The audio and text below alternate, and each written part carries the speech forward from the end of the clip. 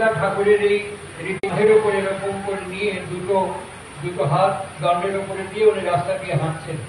আমরা একসাথে হাঁটতে হাঁটতে অক্ষয় স্মৃতি থেকে ঠাকুর বাংলায় এসে প্রণাম করে ঠাকুরের সামনে বসেছি। হজরমানের এই কাঁধের উপরে একটা শালিক পাখি এসে উড়ে বসতো যখনই ঘর থেকে বেরোত। কখনো কখনো ঠাকুরকে প্রণাম করার সময় পিঠের উপরে বসে থাকত। সেই দিন সেই শালিকটা নেই। ঠাকুর এরকম করে বসে হজরমানকে দেখে একটু ঢুকে জিজ্ঞেস করছে, কে দেখ তোর শালা শালিক গেল কেন? হজরমানরা বলছেন যে কোথাও উড়ে গেছে, আবার এসে বসবে, আবার চলে আসতো সবার মধ্যে। তারপরেই শ্রী শ্রী ঠাকুর হজরমানকে জিজ্ঞেস করছেন। ততক্ষণে আমাদের এডমন্ড জোসেফ স্পেন্সার ঠাকুরের পাশে বসেছিলেন, ঠাকুরকে ইংরেজিতে গান শোনাচ্ছিলেন, নিজের লেখা নিজের সুর করা। হজরমানরা প্রণাম করে বসার সময় শ্রী শ্রী ঠাকুর হজরমানকে জিজ্ঞেস করছেন, বাইবেল একটা কথা আছে না? বললেন অনেক কথা। কোন কথা? তিনি বলছেন, many are invited but few are chosen. Many are invited but few are chosen. হজরমান বলছে, হ্যাঁ আছে। এর মানে কি? এর মানে কি? আমি দেখেছি, আমার স্মৃতিকে রিকল করে দেখেছি, হজরমান অনেকক্ষণ সময় নিয়েছেন। তারপরে বলেন, আপনি বলুন। ঠাকুর তার বাংলা করে বলছেন, যারা তাকে মনোনীত করে তারা তার দ্বারা নির্বাচিত হয়। যারা তাকে মনোনীত করেন তারা তার দ্বারা নির্বাচিত হয়। আজকের এই সন্ধিক্ষণে দাঁড়িয়ে থেকে তাকে মনোনীত করবো কি করে? কেননা তার বাণী গ্রন্থের নাম হচ্ছে শাশ্বতী। আমরা সবাই সব ক্ষেত্রে সব সময় আমরা বলি মন্দির কর, এই কাজটা করছো মন্দির কর, এই কাজটা করছো মন্দির দেখো। সব সময় আমরা অভিভাবক হিসেবে এবং আমরা নিজেরাও মনোযোগী হওয়ার চেষ্টা করি। আর ইনি আমাদেরকে শাশ্বতী বাণী গ্রন্থের মধ্যে বলছেন মনোযোগী হতে যেও। কি আশ্চর্য, কমপ্লিটলি রিভার্স। তিনি আমাদেরকে বলছেন মনোযোগী হতে যেও। কি হবো তাহলে? আগ্রহী হব। পরিষ্কার ভাষায় বলছেন মনোযোগী হতে যেও না, আগ্রহী হব। এই আগ্রহ কেমন করে আমার ভেতরে সৃষ্টি হবে? আমি এখানে এসে শ্রী শ্রী ঠাকুরের শ্রী চরণে প্রণাম করার সঙ্গে সঙ্গে বাঁদিকে দেওয়ালে একটা কোলাস দেখতে পাচ্ছি। যে কোলাসটি এই পরিবারের যিনি যার স্মৃতিকে আমরা আজকে মনন করছি, চিন্তন করছি, নিবেদন করছি শ্রী গুরু শ্রীপাদ পদ্মে, তার বহু খণ্ড মুহূর্তের খণ্ড স্মৃতিকে একটা কোলাজের ভেতর দিয়ে এখানে দেওয়ালে রাখা আছে। আর সেই ক্ষেত্রে বুঝতে কোনো অসুবিধা হয় না, তার দুটি পুত্র তার বাবাকে এবং মাকে নিয়ে আগ্রহী। এই পরিবার তার মা এবং বাবার প্রতি আগ্রহী। এই আগ্রহ কি করে সৃষ্টি হয়? এই আগ্রহ কেমন করে অ্যাক্টিভ হয়? ঠাকুর শুধু আগ্রহ পছন্দ করতেন, তিনি পছন্দ করতেন কর্মের সাথে, উদ্যমের সাথে, সক্রিয়তার সাথে এই আগ্রহকে বাস্তবায়িত করতে। আগ্রহ অনেক সময় থাকে আমাদের, কিন্তু সেটা বাস্তবায়িত হয় না। এই আগ্রহ কি করে বাস্তবায়িত হয়? আগ্রহ কেমন করে আমাদের ভেতরে, আমার ভেতরে সঞ্চারিত হয় এবং সেটা বাস্তবায়ন হয়, তাকে তিনি গুরুত্ব দিতেন। ঠিক এইরকম ভক্তজন সম্মেলনে শ্রী শ্রী ঠাকুর বসে তিনি কথা বলতে বলতে বলতেন, আমার বাবার কাছে যখনই কোনো মানুষ আসতেন, বাবা আগে তামাক শাস্তি দিতেন। যতটা তামাক লাগে খেতে, তার থেকে একটু বেশি তামাক দিতেন। একজন প্রশ্ন করলেন, কেন? যা লাগে তাই দিলেই তো ভালো, বেশি দিতেন কেন? ঠাকুর বলছেন, ওই বেশিটা দিয়ে বাবা লক্ষ্য করতেন সেই যতটুকু প্রয়োজন ততটুকু ব্যবহার করে না, সবটা দিয়েই তামাকটা সেজে দেয়। তার উপর থেকে বাবা তার চরিত্র, ব্যবহার, বৃত্তি, আচরণ, এমনকি ভবিষ্যৎ পর্যন্ত অনুমান করতে পারত। তাহলে একটা তামাক সাজা থেকে একটা ব্যক্তির সামগ্রিকত্বকে নিরূপণ করা, একটা তামাক সাজা দেখে একটা ব্যক্তির সামগ্রিক পারিবারিক কালচার, ট্রেডস একে অনুভব করা, এই পিতৃ অস্তিত্বকে জাগতিক পার্থিব নিয়মে অবলম্বন এবং আশ্রয় করে আজকে শ্রী শ্রী ঠাকুর অনুকূল চন্দ্রের শ্রী চরণে আমরা প্রণাম নিবেদন করে এই পিতৃ মাতৃ স্মৃতিকে উৎসর্গ করা হচ্ছে। এই শ্রী শ্রী ঠাকুর অনুকূল চন্দ্র তিনি তার বাবা এবং মাকে কি চোখে দেখতেন, কেমন করে দেখতেন, কিভাবে দেখতেন, আজকে অত্যন্ত প্রাসঙ্গিক এবং অপরিহার্য প্রয়োজনীয়, যার জীবনকে আমরা ধ্যান করার চেষ্টা করি, যার জীবনকে আমরা মনন করার চেষ্টা করি, যে জীবনকে আমার জীবনে আমি ইনভাইট করার চেষ্টা করি। তিনি তার জীবনে তার বাবাকে এবং মাকে কেমন করে দেখতেন। আমি তখন জন্মাইনি, আমি যা কিছু বলছি ওনার সামনে বসে ওনার সে মুখে যা তিনি উদ্গীত করেছেন, সে উদ্গীত করার কথা আপনাদের কাছে নিবেদন করছি শব্দের আলপনার মধ্যে। ঠাকুর বলছেন যে আমার পাটা, ডান পাটা এরকম করে আগিয়ে দিয়ে মাঝখানে দেখেও যে এখানে তখন কেটে গেছে। বাবা তখন খুব অসুস্থ, আমিরাবাদে কাজ করতেন, সেই কাজ বন্ধ করে দিয়ে বাবা তখন প্রায় শয্যাশায়ী। আর আমার পাটা কেটে গেছে, সারছে না, টনটন টনটন করছে, বেশ ব্যথা হয়েছে।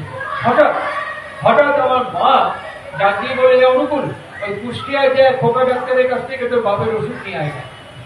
আমি তখন আমার মার দিকে ডাকায়, পাটা দেখায়, বললাম দেখ মা, আমার পাটা না কেটে গেছে, খুব ব্যথা, হাঁটতে পারতেছি না। মাকে দেখি এরকম করে পাটা দেখলো, ও কিছু না, নিয়ে আয় দাদা। মা যখন একবার বলিছে, আমি তখন হাঁটা শুরু করেছি। খোকা ডাক্তারের কাছ থেকে ওষুধ দিয়েছে, ওষুধ নিয়ে গড়াই এবং পদ্মা পার হয়ে যখন প্রায় হিমেদপুরের কাছাকাছি চলে আসছি, ধুলো এবং বালি ওই কাটা জায়গায় ঢুকে গিয়ে টন টন করছে, পা আর হাঁটতে পারতেছি না। সব পদ্মার পাড়ে আমি ধপ করে বসে পড়েছি, পা আর আগামী পারতেছি না, ফুলে ঢোল হয়ে গেছে। আমি তখন করছি, সারা মার কথা রাখতে পারবো না, বাপের ওষুধ নিলাম, বাপের ওষুধ খাওয়াতে পারবো না, আমার বাবা ভালো হবে না। এই তীব্র উৎকণ্ঠা আবেগে আমি হাঁটতেও পারতেছি না, এত যন্ত্রণা টনটন করছে। একটা সময় আমি তখন ভাবছি আমার কাছে আমার বাবা আমার মা হেরে যাবে। এই ভাবতে ঠ্যাংটা চোখের সামনে তুলে ধরছি, ধরে ঠ্যাং থেকে আঙুল দিয়ে করছি, সালা তোর জোর বেশি না আমার মার জোর বেশি, তোর ক্ষমতা বেশি না আমার বাপের ক্ষমতা বেশি। কয়েকবার মনে মনে এই কথা কোতে দাঁড়ায় গেছে সালা দুই ঠ্যাঙের উপরে। ঘোরাতে মা ডাক দিয়ে মার হাতে ওষুধটা দিচ্ছে। আমার মা ওষুধটা নিয়ে ওকে ঘোরাচ্ছিস কেন? আমি যখন মা ঘোরান তখন আমি বলছিলাম না মা, আমার পাটা কিরকম টনটন করতেছে, দেখ সারা চিন্তা ভুলে উঠেছি, দেখ। আমার মা আমার দিকে তাকায়, ওই পায়ের উপরে হাত বুলায় করছে কি, সাত কিচ্ছু হবে না বলে ঠাকুরের চোখটা জলে টাপড় টুপুর হয়ে আছে। এই যে ভঙ্গিতে বসে আছে, ঠিক এই ভঙ্গিতে চোখটা টাপড় টুপুর হয়ে গেছে জলের মধ্যে। আর আস্তে আস্তে জল গাল গড়িয়ে ধীরে ধীরে বুকের ভেতর থেকে নিচের দিকে, পেটের দিকে নেমে যাচ্ছে। কিছুক্ষণ চুপ করে ঠেকে একটা লম্বা শ্বাস নিলেন। শ্বাস নিয়ে বলে, সারা মা কি জিনিস, সারা মা কি জিনিস সারা। তারপরেই বলছেন, যারা বাপের ধমক খায় নাই, যারা মায়ের হাতে মার খায় নাই, সারা ওয়েগরের মতো দুর্ভাগা আমার চোখে পড়ে। আমি তার এই ডান দিকে বসেছিলাম। আমি একটা জিনিস লক্ষ্য করেছি, আমি যখনই যেখানে যাই আমার আসনটা, বসবার জায়গাটা বরাবরই তার ডান দিকেই হয়। আমি বুঝতে পারি না, আমি আমার এই জীবনে এই কাঠামোতে বরাবর তার ডান দিকেই বসে এসেছি। চৌকি 1-1.5 হাত দূরে বরাবর ডান দিকে বসে এসেছি। আজকেও দেখুন তার ডান দিকে বসে আছি। আর এই ডান দিকে বসে থেকে ঢুকলেন আমার দিকে, ঢুকেই আমাকে জিজ্ঞেস করছেন, তুই তোর মার হাতে মার খাইছিস? বলা বাহুল্য, আমি মার হাতে মার খেয়েছি মানে কি? মার আঁচলে এরকম চাবি ঠোঁটা থাকতো, মা ছুঁড়ে মেরেছিলেন, আমার ডান দিকে ঠোঁটটা এতখানি ফাঁক হয়ে গেছিল। প্যারি ডাক্তাররা আমার ঠোঁট সেলাই করেছিলেন, আর সেখানে লিকোপ্লাস দিয়ে বাঁধা ছিল। আর মার উপরে আমার ট্রেমেন্ডাস রাগ হচ্ছিল, অসম্ভব রাগ হচ্ছিল মার খাওয়ার জন্য। আমি কথাও ভালো বলতে পারছি না, লিকোপ্লাস্টার দিয়ে ব্যান্ডেজ করা এখানে বসে আছি ঠাকুরের সামনে। আমাকে জিজ্ঞেস করছেন, তুই তোর মার হাতে মার খাইছিস? আমি ফ্যাল করে ঠাকুরের দিকে তাকিয়েছি। তারপরেই বলছেন, মার খাওয়ার পর কি তোর মার উপরে রাগ হয়েছে? আরে আমি তো মার খেয়ে সেলাই করে যন্ত্রণা টনটন করছে বসে আছি, রাগটা হতে পারো না। কি করে মনকে নিয়ন্ত্রণ করে, মনকে রিড করতে পারেন, কি করে তার সমস্ত আচার আচরণ, হাত দ্বারা পা নাড়া দেখে একটা মানুষের ভেতরে প্রবেশ করে মানুষকে উপশম দিতে পারেন, এটা বর্ণনা করার ভাষা আমার নেই। আমি চুপ করে তাকিয়েছি। তারপরেই বলছেন, মার খাওয়ার পর মা পেনাম করেছিলি? আমি করি। মা হাতে মার খাওয়ার পর, সেলাই করার পর টনটন করছে, মার উপরে কটফট কটফট করছে ভেতরে ভেতরে, আর সেলাই করা তো মানে যন্ত্রণা হচ্ছে। আমি আবার প্রণাম করবো কি ভাবতেই পারছি না, এত রাগ হচ্ছে মার উপরে। আমাকে জিজ্ঞেস করছেন, তুই মা পেন্নাম করেছিস? হা করে তাকিয়ে আছি ঠাকুরের মুখের দিকে। তারপরের দিনে আস্তে আস্তে আমার ডান দিক থেকে ধীরে ধীরে ক্যামেরা যেমন প্যান করে ঘুরলেন, ঘুরেই বলছেন আমি একদিন কাশীপুর থেকে হেমেদপুরের দিকে আস্তে আস্তে হুজুরের মন্দির এখনো আছে। আমি হিমায়তপুর গেলে আমি এখনো হুজুরের মন্দিরের কাছে বসে কিছুক্ষণ সময় ঠাকুরের সান্নিধ্যে কাটাবার চেষ্টা করি। কেননা আমি তার মুখে শুনেছি, তিনি বলছেন আমি হিমায়তপুরে যখন আসছি ঠিকই মা হুজুরের মন্দির থেকে নামে আসতেছে। সারা মার দিকে টাকা দিয়ে থেকে ড্যান্সিং স্পট করছে মা সারা শরীর থেকে, একদম জ্যোতি বিচ্ছুরিত হচ্ছে। মা হাঁটতে হাঁটতে হাঁটতে হাঁটতে চলে গেল। আমি ভাবলাম সারা হুজুরের মন্দিরে মা রয়েছে, আমি মা সারা যদি এত আলো পায়, এত উদ্দীপ্তি পায়, আমিও যদি যাই হুজুরের মন্দিরে মার মতো বসে কিছুক্ষণ ধ্যান করি, আমারও তো সারা উপায় হবে কি। আমি কোথাও কোনো কথা না করে হুজুরের মন্দিরে গিয়েই সিংহাসনের স্বামীজি মহারাজের ছবি আছে, আমি সোজা বসে স্বামীজি মহারাজের দিকে তাকিয়ে ধ্যান করা শুরু করলাম। কিছুক্ষণ পর আমার মনে হলো যেন ওখান থেকে একটা লাইট সঙ্গে সঙ্গে আমার বুকের মধ্যে ধাক্কা মারল, আমি ঠিক হয়ে পড়ে গেলাম। ঠিক একই রকম আনন্দ আমার ভেতরে হতে লাগলো। আমি সে আনন্দ কাউকে কবে পারবো না। আর সে আনন্দ নিয়ে আমি দৌড় বেড়ে হেমেদপুর থেকে কাশীপুর ছুটে গেলাম মাঠের পথে। তাতেও সারা আনন্দ কমে না। তারপর কাশীপুর থেকে আবার হেমেদপুর আসলাম, ঠিক ছাড়া তাতেও আনন্দ কমে না। তারপরে পদ্মায়, ছোট পদ্মা সামনে দিয়ে বয়ে যাচ্ছে, ঝাঁপিয়ে পড়লাম পদ্মার উপরে, অনেকক্ষণ সাঁতার কাটলাম, পরে উঠলাম, জামা কাপড় ভিজে গেছে খেয়াল নাই, তাতেও সারা আনন্দ কমে না। মা তো আমার নাম দিছিলেন, তখন মনে হলো মা যায়, মা খুব খুশি হবে। দৌড় মানে মা মা মা বলে ডাকতে ডাকতে উঠোনের কাছে আসছি। মা তখন ওই মাটির মেঝে তো কাদা কাদা গোবর টোবর দিয়ে লিপিতে সব। আমি দাঁড়াই করছি মা মা মা ঘরের থেকে বাড়ায়, আমার দেখেই টপ টপ টপ টপ করে পর্দায় ডুব দিতে আসছি, জল পরে পরে কাদা কাদা হয়ে যাচ্ছে। মা দেখেই এক হাতে কান ধরে, ডান হাতে ঠাস করে চর কষায় দিয়ে বলি, কি বড় হয়েছ এখন হর্ষের করে জ্ঞান হয়নি? হ্যাঁ, ইশারা সবে মাত্র মেঝেটা আমি লেপেছি, তুমি টপ টপ করে জল করতেছে, তুমি এখানে দাঁড়ায় মা মা করতেছ। ঠাকুর থামলেন, থেমে বললেন, আমার না মা আর কওয়া হলো না আনন্দের কথা। চুপ করে দাঁড়ায় থাকলাম, মা হাতে কান মলা চর খায়। তারপরেই দেখি কি যে আমার ছোট ভাই বাদলা ওই কাদার উপর দিয়ে হাঁটে হাঁটে আসতেছে।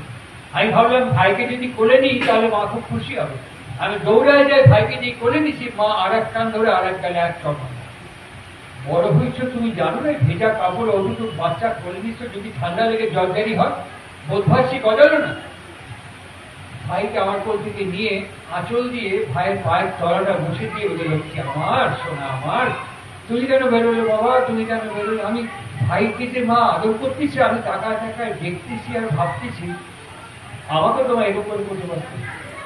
ভাইকে যেমন করে আদর করছে, মিষ্টি করে করছে, মা তো আমাকে এরকম করে করতে পারতো। আমি আর ভাই তো একই পেটের মধ্যে জন্মাইছি। আমার কান মনে ঠাসায় চর মারলো, আর ভাইকে করে করে কাদা আর শাড়ির আঁচল দিয়ে মুছায় দিয়ে আদর করতেছে, আমাকে যেরকম করতে পারতো। তারপরে মা ঘাটটা ধরে ধাক্কা দিয়ে উঠোনের মধ্যে ফালাই দিয়ে বলছি, যা দূরে এখান থেকে। আমি আস্তে আস্তে সেই পদ্মার পাড়ে যাইতাম, যেখানে আকাশ আর পদ্মা একসাথে মিশে গেছে। আমি দাঁড়া দাঁড়ায় ভাবতে লাগলাম, আমার মা আমার চেয়ে আমার ভাইকে বেশি ভালোবাসে, আমাকে ভালোবাসে। যত এই ভাবনা ভাবছি, সারা দাঁড়া ছিলাম তো, নেতায় যাচ্ছি ভেতরে ভেতরে। একসময় ধপ করে সারা পদ্মার পাড়ে বসে পড়লাম। কিছুক্ষণ বসে থাকার পর আমি চিৎকার করে করলাম, আমি যা ভাবতেছি তা ঠিক না। আমার মা আমাকে ভালোবাসুক বা না বাসুক, আমি আমার মাকে ভালোবাসি, আমি আমার মাকে ভালোবাসি। এটা বারবার কোথাও কোথাও আবার সারা দুই ঠ্যাঙের উপর দাঁড়ায়। এই বলেই আমার দিকে চ্যাঁচা চোখে এইখানে মনিটা নিয়ে এসে এরকম করে তাকালেন আমার দিকে, তাকায় করছে। আমি দৌড় পায়ে যায় মা সাষ্টাঙ্গের নাম করলাম। আর তখন থেকে আমার মনে হলো, মাকে আমি খুশি করবো কি করে, মাকে আনন্দ দেব কি করে, মাকে তৃপ্তি দেব কি করে, সব সময়ের জন্য সেই এথাকি বুদ্ধি লাগায় রাখা। থামলেন ঠাকুর, থেমে আমার দিকে তাকিয়ে বলল, তুই তোর মা প্রণাম করেছিস? তখন আর আমার না বলবার, রাগ করবার কোনো জায়গা নেই। ঠাকুর শাশ্বতী বাণী গ্রন্থের মধ্যে বলছেন, নুনের পুতুল সমুদ্রের মধ্যে যখন দেয়া হলো, যতটুকু গলে গেল, ওই পুতুল সমুদ্রকে ততটুকু নিবেদন করতে পারল। নুনের পুতুল যতখানি সমুদ্রে গলে গেল, ঠিক ততখানি সমুদ্রকে নিয়ে অনুভব করতে পারলো, আস্বাদ করতে পারলো। আমি তখন চোখের সামনে ডেমনস্ট্রেশন দেখার পর আমি আমার মাকে প্রণাম করলাম। আর সঙ্গে সঙ্গে ঠাকুর আমাকে বললেন, এখন থেকে পিতৃভীতি মাতৃভীতি করিস, ইষ্টভীতি করার পর। বুঝতে পারছিস? আমি মাথাটা এরকম করে হ্যাঁ করলাম, এখনো করি। আর তখন মন্ত্রটা উচ্চারণ করি। আমাদের এখন শরীরে নেই অত্যন্ত ভক্তপ্রাণ ব্যক্তিত্ব, যিনি আলোচনা পত্রিকা প্রতিষ্ঠাতা সম্পাদক, তার নাম প্রয়াত শ্রদ্ধাভাজন প্রবোধচন্দ্র মিত্র।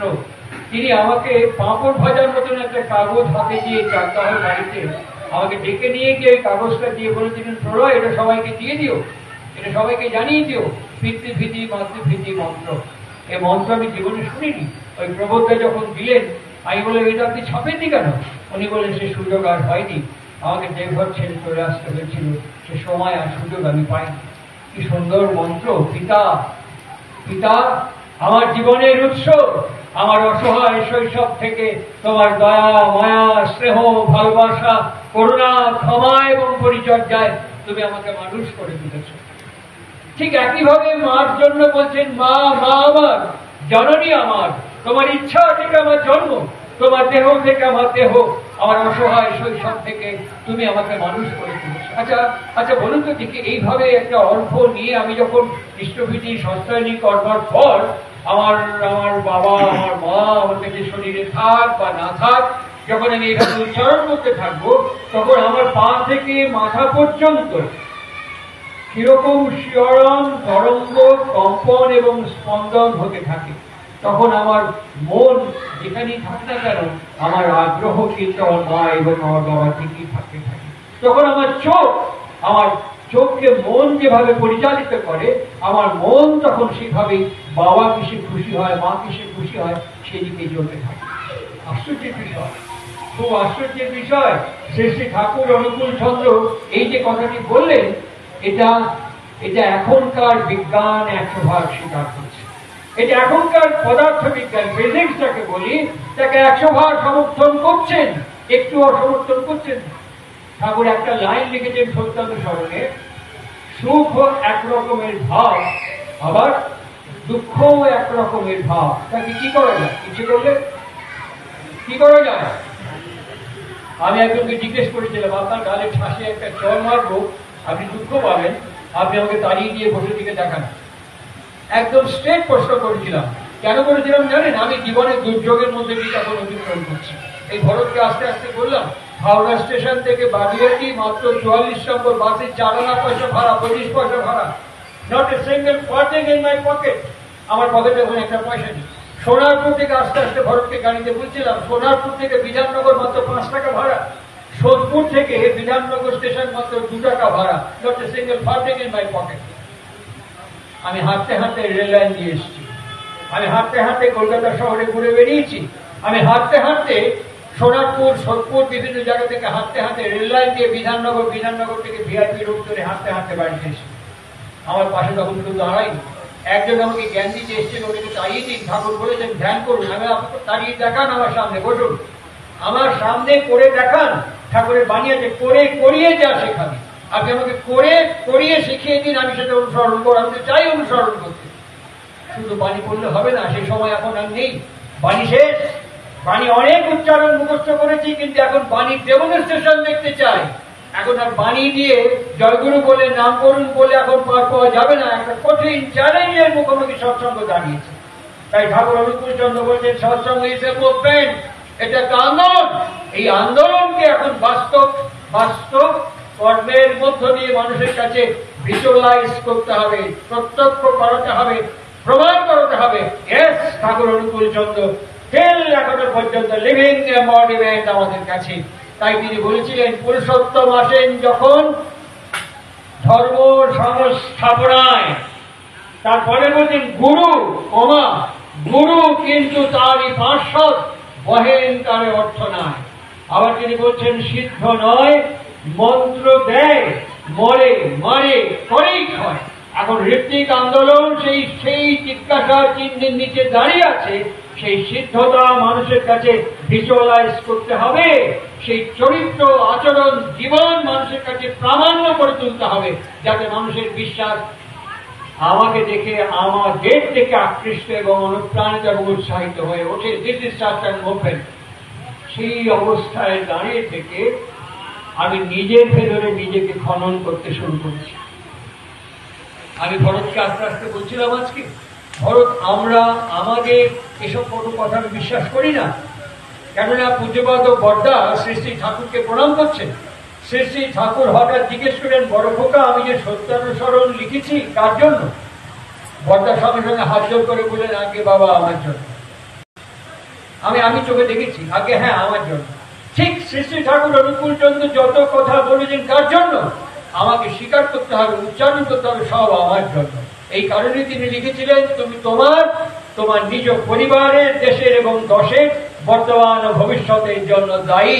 আমাকে স্বীকার করতে হবে, এই দায় আমাকে নিতে হবে এবং আমাকে প্রমাণ করে বাস্তবভাবে আমাকে মানুষের কাছে প্রতিপাদ্য করে তুলতে হবে। এটা আমার পবিত্র ভাগবত ব্রাহ্মী দায়িত্বের মধ্যে পড়ে। আমি সেই ভাব নিয়ে খনন করতে শুরু করেছিলাম। নিজের ভুবনকে নিজের মননের মধ্য দিয়ে খনন করতে করতে আমি দেখেছি আমার দোষ কোথায়, আমি দেখেছি আমার ত্রুটি কোথায়, আমি দেখেছি আমার ভুল কোথায়। ঠাকুরকে একজন মা বলছেন, ভগবান যে কেন এত দুঃখ কপালে দিলেন তা বলতে পারবো না। ঠাকুর হাসতে হাসতে বললেন, শালা ভগবানের দায় পড়েছে তোর দুঃখ দেখা। তুই সামান্য তাহলে ভগবানকে টেনে আনিস কেন? হ্যাঁ, এই সামান্য ছোটখাটো বিষয়ে ভগবানকে টেনে আনিস কেন? তুই খতায় দেখ, তোর ভুল কনে, তোর ত্রুটি কনে, দুঃখ তোলা তুই চায় নিচে ভগবান কি করবে? ভগবানের করার কি আছে কত দেখি। আজকে ভেবে দেখুন, আমার ছেলে রোদ্দুরে ঘুরছে, আমি বাবা হিসেবে মা হিসেবে বারবার ডাকি, চলে আয় ঘরে, চলে আয় ঘরে, চলে আয়।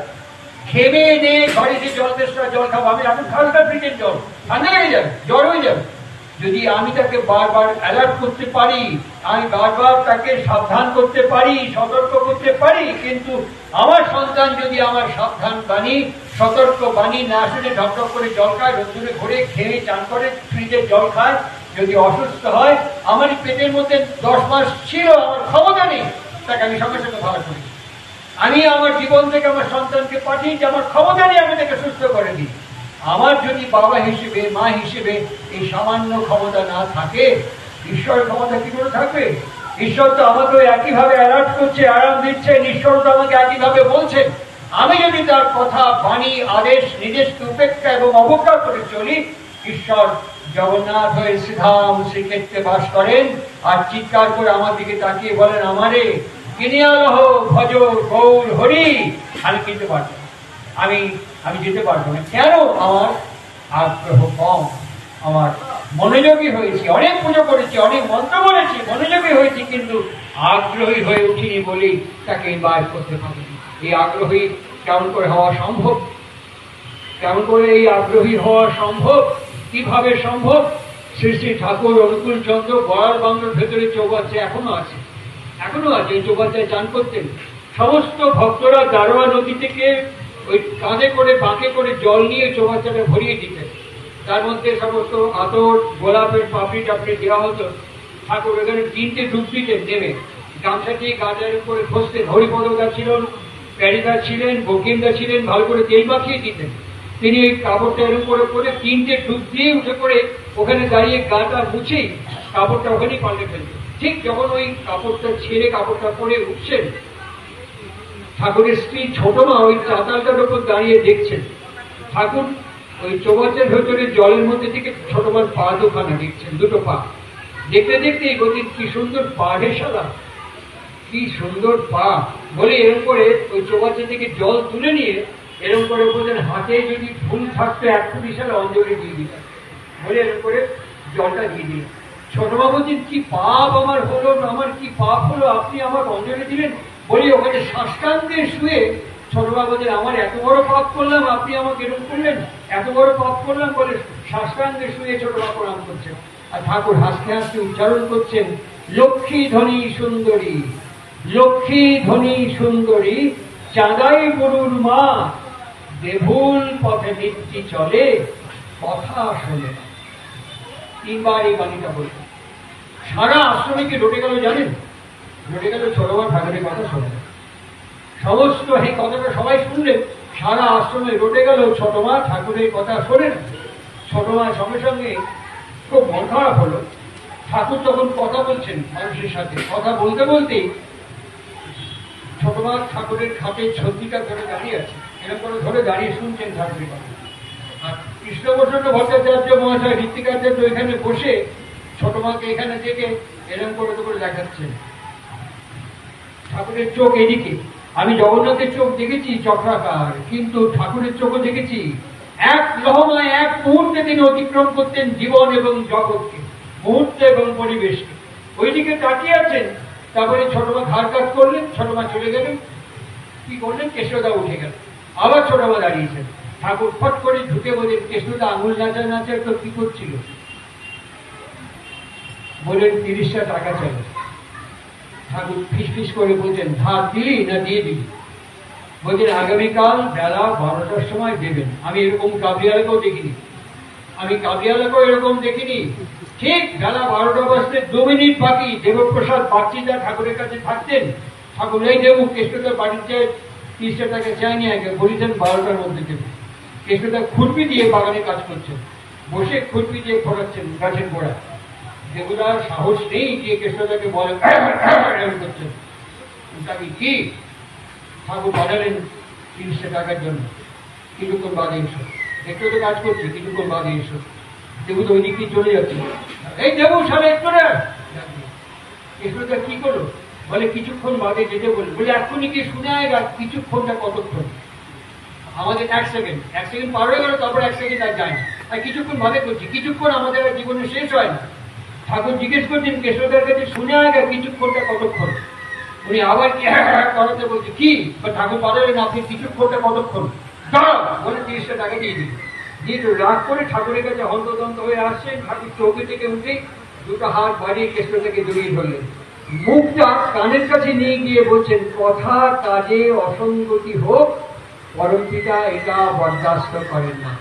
আর এর জন্য আপনার ক্ষতি হোক, আমি তা সহ্য করতে পারবো না। তাই দেবুকে একটু উত্তপ্ত করেছি, কিছু মনে করেন না কেষ্টদা।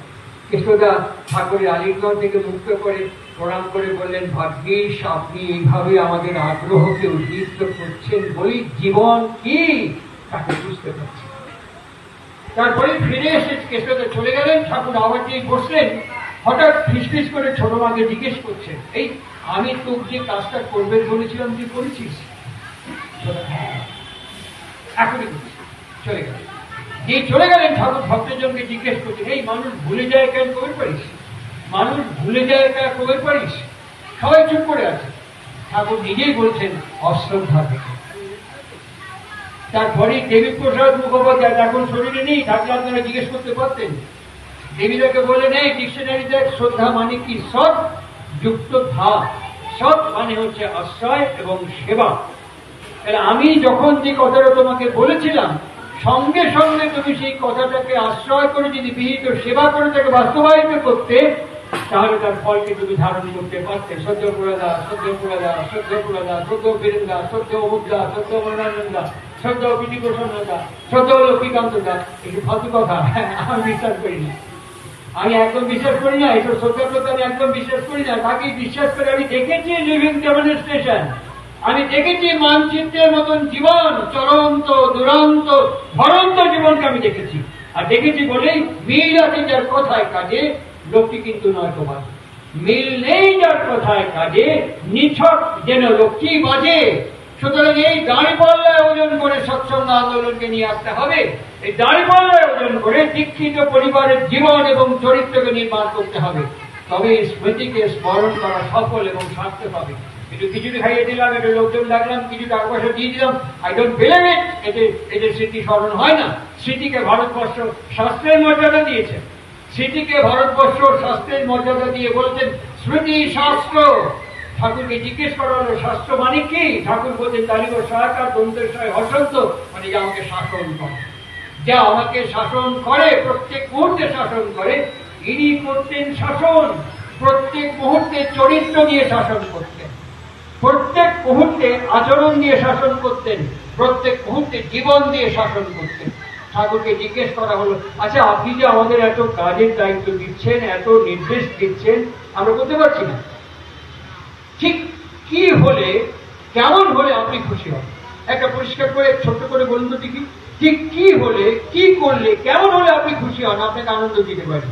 ঠাকুর হাত দুটো চিৎ করে চালা, খুব খুব সোজা কথা। কে বলেছিল? প্রফুল্ল কুমার দাস। হাত দুটো চিৎ করে দিয়ে বলেন খুব খুব সোজা কথা, খুব সোজা কথা। কি সোজা কথা? আমাকে সকাল থেকে রাত্রি পর্যন্ত যে প্রফুল্ল, এই কথাটা অশ্বিনী কুমার বিশ্বাস তো বলছিল, হিমায়তপুর। আমাকে সকাল থেকে রাত্রি পর্যন্ত দেখবি, আমি আমার মার জন্য কি করি তা হয়ে গেল। আমি আমার মার জন্য যা করি, তোরা সকাল থেকে রাত্রি পর্যন্ত আমার জন্য তাই করবি, ব্যাস হয়ে গেল, তাতে আমি খুশি। তিনি তার মার জন্য কি করতেন? তিনি তার মাকে কেমন করে দেখতেন, তিনি তার মাকে কেমন করে ভরণ পালন পোষণ পরিচর্যা করতেন, এইটি যদি আমি আমার গুরুর জন্য সকাল থেকে রাত্রি পর্যন্ত করি, তাহলে স্মৃতি স্মরণ সার্থক। ঠাকুরকে জিজ্ঞেস করা হয়েছে আচ্ছা বাবা মার স্মৃতি তর্পণ সবচেয়ে ভালো কি করে হয়? বাবা মার স্মৃতি তর্পণ সবচেয়ে সফল এবং সার্থক কি করে হয়? ঠাকুর আবার খুব সহজভাবে হেসে বলেন খুব সোজা।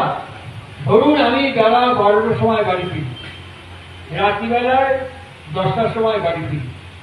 একদিন দেখবেন 2-3জন লোক খুব চিন্তিত হয়ে যাবে, একটা হচ্ছে বাবা মা, একটা হচ্ছে বউ। খুব দুশ্চিন্তা করতে হবে যদি আমি 12টার সময় রাত্রি 10টার থেকে 12টায় বাড়ি ফিরি। 50 বার বলতো কোথায় আছো, কোথায় আছো, কোথায় আছো। আর যদি নট রিচেবল বারবার শোনে, তাহলে আরো উৎকণ্ঠা বেড়ে যাবে। একবার রাস্তা, একবার ঘর, একবার রাস্তা, একবার ঘর।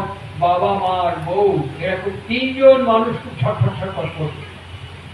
ঠিক সেইভাবে আমার বাবা এখন আমার কাছে শরীরে নেই। এই প্রসঙ্গে একটু ছোট্ট স্মৃতি রোমন্থন করি। তখন আমি গ্রুপ থিয়েটার করি 70 সাল। আমার বাগুয়েতি থানার ওসি বসে আছেন, তিনি আমার টিমে ছিলেন। তখন আমি রিহার্সাল করছি, রাত্রি 1:45 বাজে। তারপরে ওখান থেকে রিহার্সাল থেকে বেরিয়ে আসছি গদায় লস্করি চালে, হঠাৎ থেকে বাবা আমাকে গামছা নিয়ে খালি গায়ে কাপড়ের উপরে জড়ানো ভাড়া করি। আমার থেকে এত রাত্রি করে আমি কত রাত্রি, ঘড়ির দিকে তাকায় দেখি রাত্রি 1:45। আমি মনে তো 1:45। বাবা আমার দিকে পা থেকে মাথা পর্যন্ত দেখে তুই যখন আমার মতো বয়সে দাঁড়াবি তখন ডেট পাবি সালে এই মুহূর্তটা কেমন করে বাবাকে রেখে। আমি সেটাকে পেলাম তখন আমার বাবা আমার শরীরে নেই। আমার মেজ ভাই পাশে একটা ক্লাবে তাস খেলছে, ঠিক রাত্রি 1:45। আমরা রাত্রিবেলা একসাথে খাই। এই 1:45টার সময় যখন আসছে না, আমি তখন বাধ্য হয়ে কাপড়টা এরকম করে জড়িয়ে রাস্তায় ঠিক সেম স্পটে আমার ভাই আসছে। আমি এত রাত্রি হয়ে পড়া ঘুরতে পড়ে আসছে। আমি থমকে দাঁড়িয়ে বাবাকে স্মরণ করলাম। আমার বাবা তখন শরীরে না থেকেও আমার ভেতরে অনেক বেশি জীবন্ত। আমার বাবা তখন শরীরে না থেকেও অনেক বেশি প্রাণবন্ত আমার কাছে। এই কথাটি বিশ্বকবি বলেছিলেন, কাদম্বরী মরিয়া প্রমাণ করিল কাদম্বরী মরে নাই। সুতরাং আমার বাবা শরীরে না থেকেও প্রমাণ করলেন অনেক বেশি জীবন্ত হয়ে আমার কাছে বাস করছেন। কিভাবে? ওই শাসনটাকে যখন আমি স্বীকার করছি, ওই আগ্রহের সাথে শাসনটাকে যখন আমি গ্রহণ করছি, ওই আগ্রহের সঙ্গে শ্রদ্ধার সঙ্গে যখন থেকে ধারণ করে পালন পোষণ পরিচর্যা করে সেবা প্রদান করছি, তখনই তিনি আমার কাছে অনেক বেশি জীবন্ত। ঠিক সেম অ্যানালজিতে ঠাকুর অনুকূল চন্দ্রকে আমরা বলি লিভিং আইডিয়াল। তার এই প্রত্যেকটি নির্দেশাবলী যখন আমি আচরণের মধ্য দিয়ে নিয়ে যাব, তখন তিনি আমার কাছে জীবন্ত হয়ে থাকবেন, জীবন্ত হয়ে আছেন। আমার তার জীবন্ত অস্তিত্বের সাথে আমার লেনদেন, স্পর্শের অনুভূতি, কম্পনের অনুভূতি, স্পন্দনের অনুভূতি ঘটবে। আমার কথার উপসংহার পর্যায়ে আমি ফিরছি। বাবা এবং মা, এই যে আমরা যারা স্মৃতি স্মরণ করছি, শুধু ওই দুটো ছবি, আমাদের প্রয়াত শ্রদ্ধা ও সহকর্মী নকুল আদকদা এবং তার সহধর্মিণী শ্রীমতী আদক মা, এইটাই শুধু তার ছবি, এটাই স্মৃতি তর্পণ, স্মৃতি স্মরণ নয়। সবচেয়ে বড় স্মৃতি কোনটা? আমাকে একটু জিজ্ঞেস করে দেবেন, আচ্ছা গোবর মজুমদার আপনার বাবার সবচেয়ে বড় স্মৃতি আপনার বাবার কোনটা? আমি, আমার বাবার সবচেয়ে বড় স্মৃতি আমি, কারণ এই দেহটা বাবা আর মা দুজনে দান করেছেন আমাকে।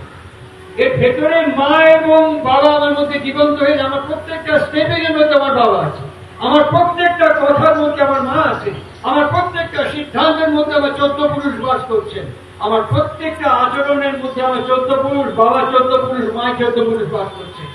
সবচেয়ে বড় স্মৃতি আমার বাবা আর মা। আমি যদি অধঃপথে যাই, চরিত্রহীন হই, বিচ্যুত হই, বিচ্ছিন্ন হই, লোকে বলবে গৌরব ছেলে এই হয়েছে, এই বংশের এই হয়েছে। এক মুহূর্তে আমার বাবা মা 14 পুরুষ বংশকে মাটিতে নামিয়ে দেব।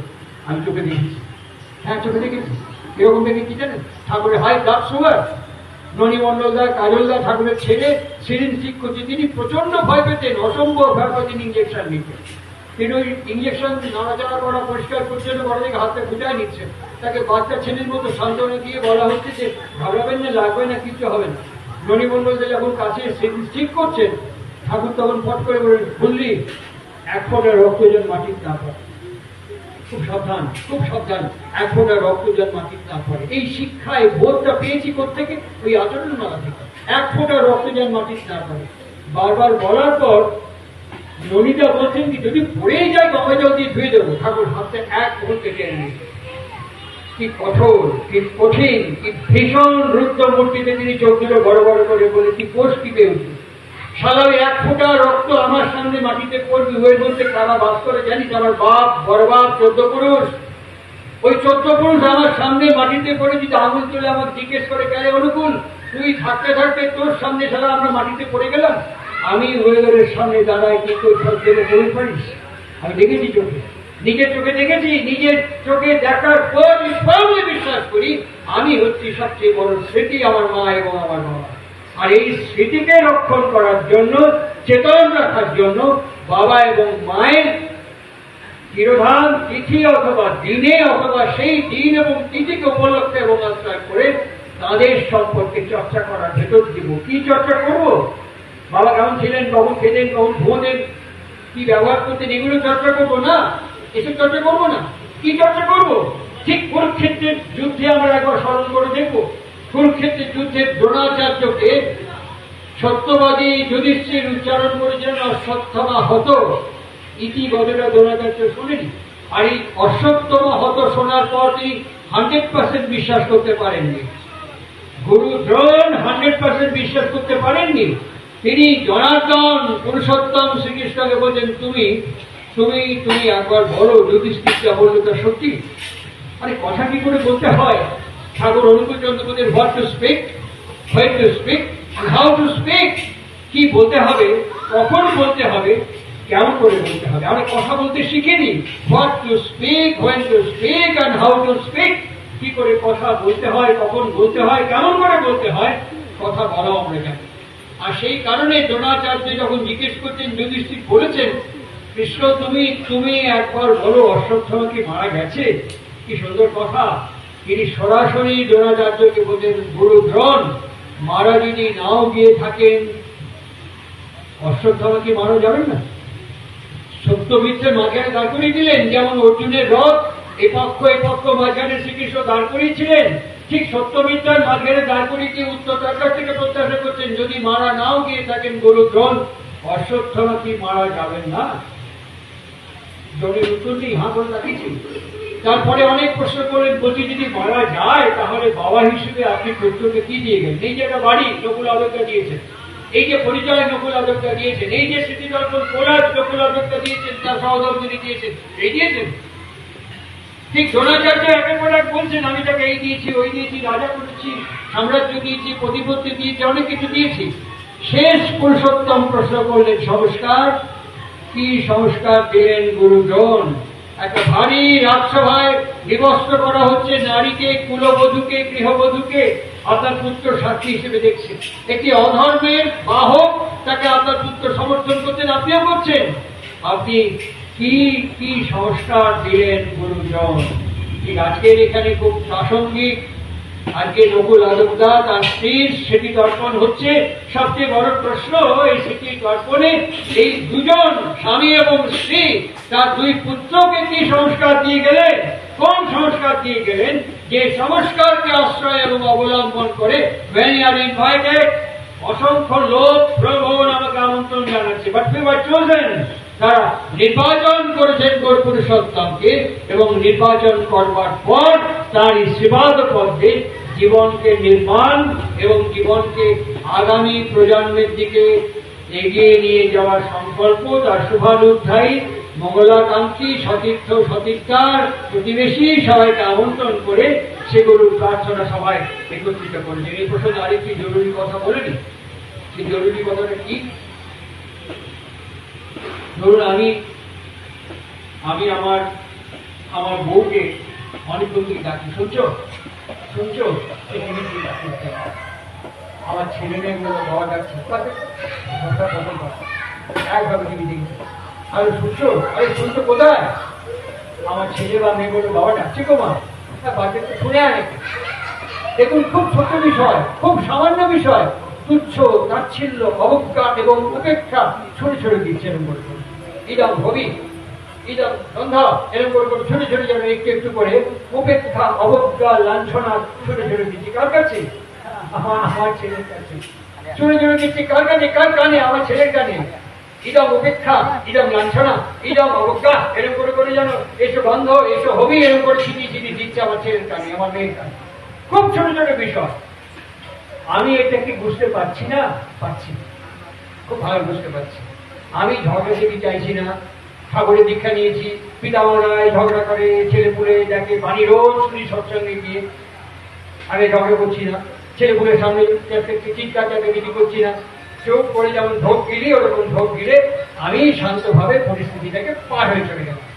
কিন্তু এখানে এখানে এটাকে একদম পার হয়ে গেল? একদম না, এখানেও একটু থেকে গেল, এখানেও একটু থেকে গেল। কেন? এটি প্রাসঙ্গিক স্মৃতি তর্পণের সঙ্গে যে বিবাহের সম্পর্ক আছে, স্মৃতি তর্পণের সঙ্গে যে প্রজননের সম্পর্ক আছে, আমরা এটা বুঝতে পারি না যতক্ষণ না তার ধ্যানে আমরা নিজেদেরকে নিয়োজিত করছি। শ্রী ঠাকুরের বাণী গ্রন্থ কোট করছি, নারীর পথে বই, প্রশ্ন উত্তর পর্ব। এই নারীর পথে বইয়ের মধ্যে শ্রী ঠাকুর বলছেন, নারী বা স্ত্রী বা বধূ যখন এইটুকু উপেক্ষা অবজ্ঞা লাঞ্ছনা ছুড়ে দেয় তার স্বামী বা পুরুষের দিকে, সেইটি তার মস্তিষ্কে এবং মনে গিয়ে এইটুকু ক্ষত সৃষ্টি করে। আর সেই ক্ষত যদি সৃষ্টি হয়ে থাকে, যখন প্রজন্ম তৈরি হয়, ওই ক্ষতটাই ধীরে ধীরে ধীরে ধীরে সঞ্চারিত হয়ে ওই মন আলসারে কনভার্ট হয়ে যায়। ওই আলসার ভবিষ্যতে একটা ভয়ঙ্কর রূপ নেয়। একই বাবা এবং একই মার সন্তান হওয়া সত্ত্বেও অনেক সময় দেখা যায় বাবা যে পথকে অনুসরণ করেছিলেন, সন্তান হিসেবে আমি সে পথকে অনুসরণ নাও করতে পারি। বাবা যে পথকে অনুসরণ করেছিলেন, সন্তান হিসেবে আমি সেই পথকে স্বীকার নাও করতে পারি। এই প্রবণতাও দেখা যায় অনেক ক্ষেত্রে। অনেক ক্ষেত্রে আমি নিজে দেখেছি, অনেক ক্ষেত্রে। এক্ষেত্রে উপায় কি? একজন ঠাকুরকে এসে বলছে, ঠাকুর আমি দীক্ষা নিয়েছি, আমি সস্তায়নী করি, আমি প্রত্যেকটি জিনিস দিনের দিনে ঈশ্বরবিধি পাঠাই, কিন্তু আমার রোগ শোক গ্রহ বিপর্যয় দুর্দশা দারিদ্র একদম বাড়ির চৌকাটে বাইরে যাচ্ছে। What is the remedy? আপনি আছেন, আপনাকে জিজ্ঞেস করছি এর উপায় কি? ঠাকুর কানে এরম করে দিয়ে বলছি, তুই কোষ কি পাগল? তুই সব করিস, তারপরও সারা তোর এসব যায় না। তুই থানকুনি কথা খাস? বলে হ্যাঁ, রেগুলার রেগুলার। আর কি খাস? থানকুনি শুক্তও খাই। বলে কেমন করে খাস? বলে খাই মানে কাঁচা লঙ্কা দিয়ে, কাসন্দি দিয়ে, সর্ষে দিয়ে ভালো। তুই তো থানকুনি কেশ মারায় চটকায়, পিন্ডি চটকায় খাচ্ছিস। তারপরেই বললেন, তোর বাড়ি কার? বলে বাবা করে গেছিল। জমি কার? বলে বাবা করে গেছিল। তুই রাস্তায় যখন বাড়াস পরিচয় কার? বলে বাবার পরিচয়। সারা সব তোর বাপের। তোর বাপ যে একদম প্রাজ্ঞ ব্যক্তি ছিলেন, নির্ভুল ব্যক্তি ছিলেন, এটিকে ঠিক? বলে না, সামান্য অজ্ঞতা, সামান্য ভুল, সামান্য বিচ্যুতি, সামান্য ত্রুটি থাকবেই পারে। তো বাপের সব জমি বাড়ি পরিচয় সব ভোগ করবি ছাওয়াল হিসেবে, বাবার মায়ের সেই কর্মফল ভোগ করবি নাকি? পাড়ার লোক সেটা ভোগ করবে কে? পাড়ার লোক। এই কারণেই আর্য ঋষি বৃন্দ আমাদের প্রত্যেকেই, যতই সদাচারী ভক্ত শিষ্য সাধক তপস্বী হন না কেন, 5খানা পাপ আমাদের প্রত্যেক দিন করতে হবে। 5খানা পাপ আমাদের প্রত্যেক দিন করতে হবে। মনুসংহিতায় বলেছেন পঞ্চ বৈষ্ণন্য যোগা। ঠাকুর অনুশ্রুতি প্রথম খণ্ডের মধ্যে 5খানা পাপ পরিষ্কার ভাবে বলেছেন। 5টা পাপ কি পড়ে দেখে নেবে। আর এই কারণেই তিনি আমাদের বলছেন অহমর্ষণ মন্ত্র উচ্চারণ করতে। প্রত্যেক দিন তিনি আমাদের বলছেন অহমর্ষণ জপ করতে। অনুশ্রুতি প্রথম খণ্ডে দিবেন অহমর্ষণ মন্ত্র দিয়ে দাঁড়িয়ে দিয়ে, বাণীটা মনে পড়ছে না আমার এখন এই মুহূর্তে। হোয়াট ইজ অহমর্ষণ? প্রার্থনা বই বলবেন হে বিশেষ বিশদ। 2 নম্বরে গিয়ে দেখবেন স অয়নুশ্রুত বৃত্ত বিধান তপস্যায়। এই সংস্কৃত মন্ত্র যাদের উপনাম সংস্কার হয়েছে তারা প্রত্যেক দিন ওই জল নিয়ে এই অগমর্ষণ মন্ত্র সংস্কৃত উচ্চারণ করে ওম রীতাঞ্চা সত্যাঞ্চা ভিদার আরো মন্ত্র ঠাকুরের বাংলা করে দিয়ে বললেন স অয়নুশ্রুত বৃত্ত বিধান তপস্যায়। তাহলে আমি তাকে মনোনীত করছি কি ঠাকুরের তপবিধান আর সৎসঙ্গ একটা ইউনিভার্সিটি। সৎসঙ্গ একটা পাঠক গ্রহণশালা। সৎসঙ্গ একটা ওপেন ফোরাম যেখান থেকে আমরা পাঠ গ্রহণ করতে পারি। আমার বই কেনার ক্ষমতা না থাকলেও, পড়ার সময় সুযোগ না থাকলেও সৎসঙ্গ অ্যাটেন্ড করার সঙ্গে সঙ্গে আমি প্রত্যেকটি বই, প্রত্যেকটি বাণী, প্রত্যেকটি বিষয় সম্পর্কে অবহিত হতে পারি। বইটির নাম হচ্ছে তপবিধানা 1 এবং 2 দুটো খণ্ড। দ্বিতীয় খণ্ডের মধ্যে দেখবেন তিনি একটি বাণী দিচ্ছেন ওম বিষ্ণু ওম বিষ্ণু ওম বিষ্ণু। হে আকাশাত চক্ষু প্রাজ্ঞগণ, বিষ্ণুর পরমচরণ সতত দর্শন করেন, আমার অন্তর বাহির সেই চরণ স্নাত হও। এ সংস্কৃত মন্ত্র ওম তদ্বিষ্ণু পরম পরম সদা পশ্যন্তি সূরয়ঃ দিবেব চক্ষুরাতত। এরপরে যজ্ঞ ঈশব নিষদ 18 নম্বর শ্লোক তার বঙ্গানুবাদ করে বলছেন হে অগ্নি। তাকে অগ্নি বলে যে আমাদেরকে এগিয়ে নিয়ে যায়। হে অগ্নি, আমাদের ঐশ্বর্যের নিমিত্ত সুপদে লইয়া চলো। ঐশ্বর্য কাকে বলে? জীবন যশ এবং বৃদ্ধি। চলার সাথী বইয়ের মধ্যে দেখবেন এই জীবন যশ এবং বৃদ্ধি। এই আমি যখন ঋত্বিক দেবতার কাছে দীক্ষা গ্রহণ করছি তখন উচ্চারণ করছি শ্রী শ্রী ঠাকুর অনুকূল চন্দ্র দৃষ্ট সৎ মন্ত্র গ্রহণান্ত। তারপরে খুব সিগনিফিকেন্ট তৎ সিদ্ধি কামনায়। আমি তার শিষ্য হিসেবে জানি ঠাকুর আমাকে নির্দেশ করেছেন 3 বার 45 মিনিট অথবা ন্যূনপক্ষে আধ ঘন্টা জপ করতে। আমি আমার নিজের দিকে তাকিয়ে, আপনাদের দিকে না, আমার দিকে তাকিয়ে আমি যখন দাঁড়িপাল্লায় নিজেকে ওজন করবো, আয়নায় দেখবো, আমি 5 মিনিটের বেশি ধ্যান করতে পারি। 3 বার তো দূরের কথা, একবারই ভালো করে করতে পারি। সাদা চাদর মুড়ি দিয়ে ধ্যান করা, দিনের মধ্যে 3 বার শবাসন করা, একবারও শবাসন আমার দ্বারা হয় না। থানকুনি পাতা খাওয়া আমি প্রায় খাই, প্রায় ভুলে যাই। আমাকে সদাচার পালন করতে বলতে প্রায় করি, প্রায় লোকজনের সামনে করি, লোকের বাইরে গেলে মানি না। এই ডুয়াল পার্সোনালিটি নিয়ে যখন আমি সৎসঙ্গে যাব, আমার মধ্যে দিয়ে ঠাকুরের শক্তি বিকৃত হতে পারে না। সেই সৎসঙ্গ মুভমেন্ট তখন স্ট্যান্ড করতে পারে না। আজকে 56 বছর ধরে যে কীর্তি সৎসঙ্গ সংগঠন, আজকে 56 বছর ধরে যে কীর্তি সৎসঙ্গের ঋত্বিক আন্দোলন, যারা বসে আছেন পবিত্র ভাগবত পাঞ্জা ধারণ করে আছেন, আপনাদের সামনে কোনো কর্মসূচি আছে যে আপনাকে এই কাজ করতে হবে 24 ঘন্টা এবং আপনি জজবানদের শেখাবেন? আপনার পরিবেশের ঋত্বিক সংঘ আছে, আপনার জেলার ঋত্বিক সংঘ আছে। আজকে যে কোনো পলিটিক্যাল পার্টিকে দেখবেন জেলা ওয়ারি কমিটি আছে। আজকে যে কোনো পলিটিক্যাল পার্টিকে দেখবেন ব্লক ওয়ারি কমিটি আছে, অঞ্চল ওয়ারি কমিটি আছে। আজকে এত বড় একটি সংগঠনের মধ্যে আমাদের কি আছে জেলা ওয়ারি ঋত্বিক সম্মেলন, ঋত্বিক সংঘ, অঞ্চল ওয়ারি ঋত্বিক সংঘ? তারপরে আমরা কেমন করে এই আন্দোলনকে কুরিয়ারের মতন মানুষের দরজায় দরজায় পৌঁছে দিতে পারি? সংগঠন ইজ ভেরি উইক। সংগঠন নড়বড় করছে। কোন শাখা কেন্দ্র শক্তিশালী হয়েছে? শাখা যদি শক্তিশালী না হয়, কেন্দ্র কখনো শক্তিশালী হতে পারে না। আজকে আমি পা যদি নড়বড়ে হয়ে যাবে, শরীরটা দাঁড়িয়ে থাকতে পারবে না শরীরের উপরে। এই শাখার উপরে কেন্দ্র দাঁড়িয়ে থাকে। শাখা যদি ঐশ্বর্যশালী না হয়, কেন্দ্র কখনো ঐশ্বর্যশালী হতে পারবে না। লোক কীর্তি থেকে আসবে না, এখান থেকে লোক গিয়ে কীর্তিতে ভরাবে। এখানে যদি সেই লোকের ঘরে ঘরে গিয়ে আমরা যদি একবার আনুপর্বিক হিসেব করে দেখি, দীক্ষার সংখ্যা প্রতি মাসে আমাদের কত, আমরা কত লোককে দীক্ষা দিতে পারছি, আমরা কত লোককে 24 ঘন্টার মধ্যে কি আমরা রিচ করতে পারছি।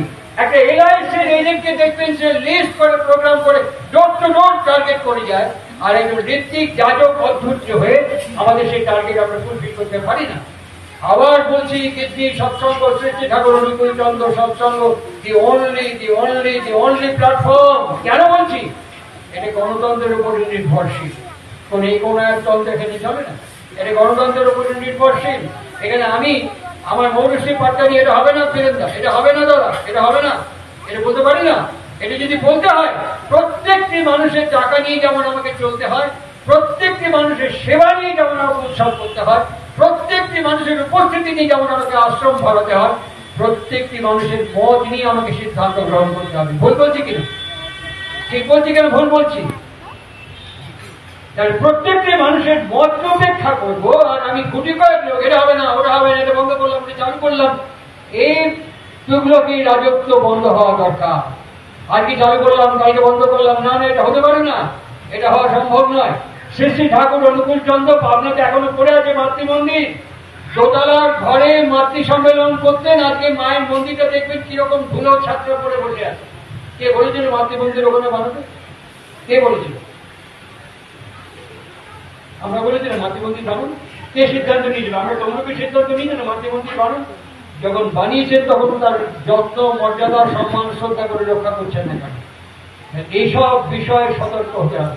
শ্রী শ্রী ঠাকুর অনুকূল চন্দ্র 45 সালে বলতেন শক্তি সেবক বাহিনী তৈরি করতে। 5 লাখ শক্তি সেবক চেয়েছেন।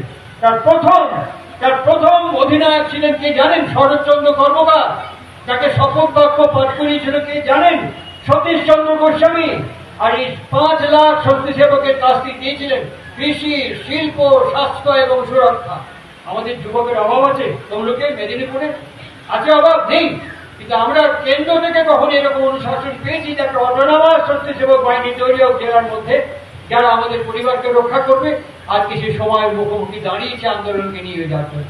এই 55 থেকে 56 বছর বয়সে যারা তমলুকে এখানে উপস্থিত আছেন, যে কয়েকজন আপনারা দাঁড়িয়ে কেউ এখানে মাইকে বলতে পারবেন যে আমাদের কাছে কর্মসূচি আছে?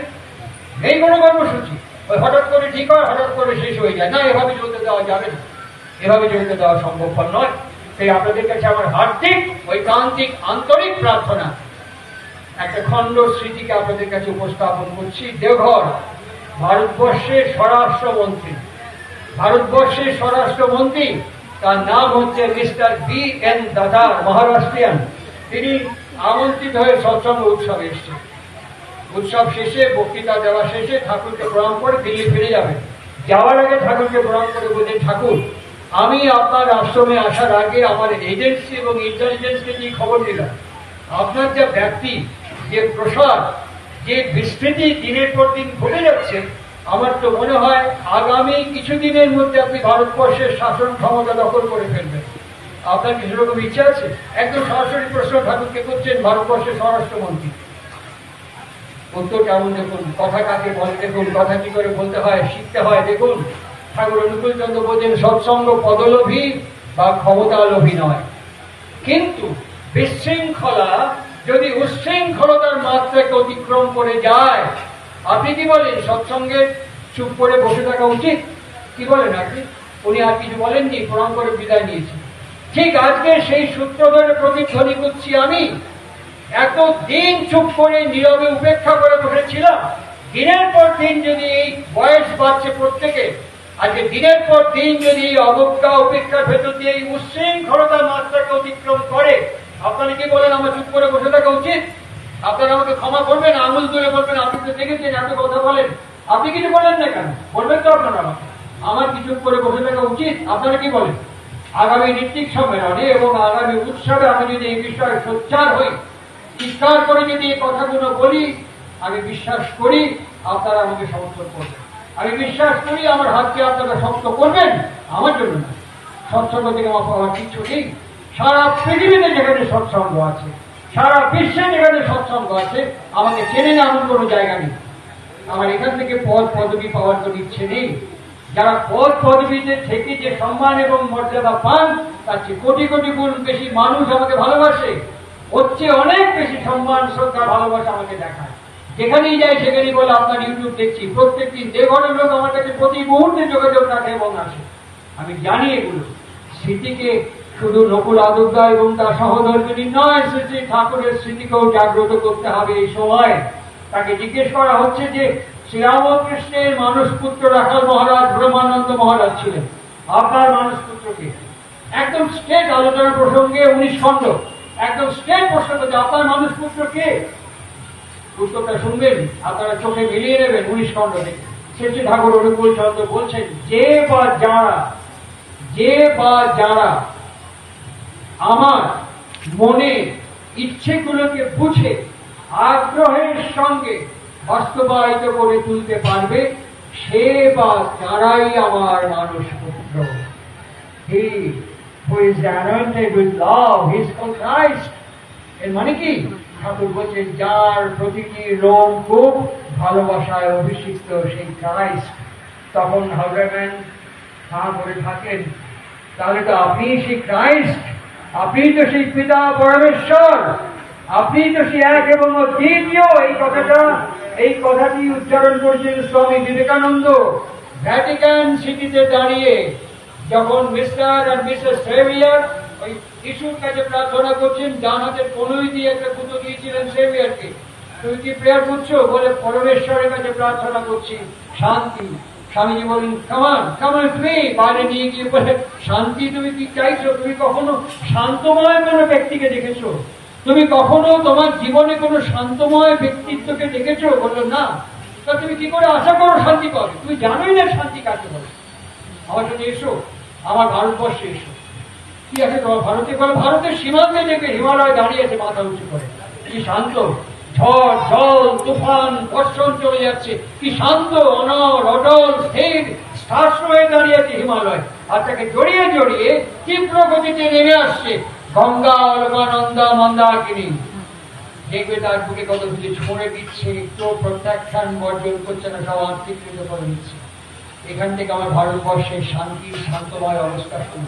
চলো আমার গুরুদেব শ্রী রামকৃষ্ণের সেবা করছে, চলো আমার গুরুমা মা শারদার পদপ্রান্তে গিয়ে দেখবে কত মানুষ তাকে উপেক্ষা অবজ্ঞা লাঞ্ছনা করছে। বইটার নাম বলছি অপমানিত শ্রীরামকৃষ্ণ, প্রণবেশ সেনের লেখা। বইটা পড়ে দেখবেন, এই কলকাতা শহর শ্রীরামকৃষ্ণকে 300 বারের বেশি অপমান করেছে। কারণ দিয়ে দেখবে আমার শ্রীরামকৃষ্ণকে, তিনি কাউকে প্রত্যাঘাত করেননি, কিভাবে আত্মীকৃত করে জীবন দান করেছেন। এই হচ্ছে শান্তির ক্ষেত্র, এই হচ্ছে ক্রাইস্টের কাছে প্রেয়ার করবার নমুনা, এই হচ্ছে পরমেশ্বরকে পিতা হিসেবে যিনি তোমাকে পালন পোষণ পরিচর্যা টেকনোলজি এবং মেকানিজম দিতে পারেন। এই হচ্ছে সেই way, none can come to father but through me. আমাকে বাদ দিয়ে তুমি সেখানে যেতে পারবে না। এই হচ্ছে সেই রাস্তা যেখান দিয়ে তুমি আসবে।